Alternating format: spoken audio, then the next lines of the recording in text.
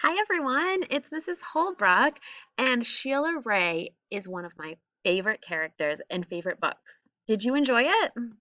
Okay, don't forget the read aloud is there. And this read aloud is kind of cool, the YouTube one, because they have the characters move. It's a little bit interactive.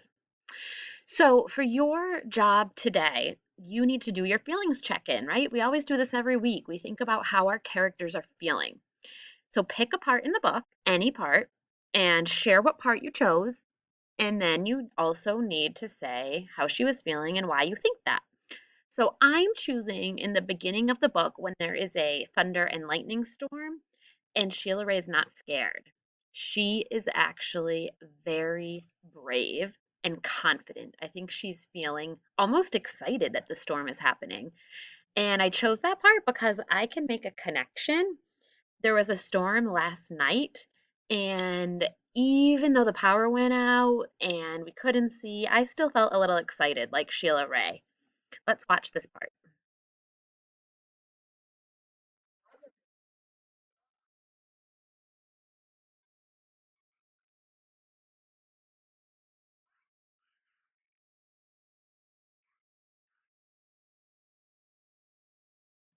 And here's my part.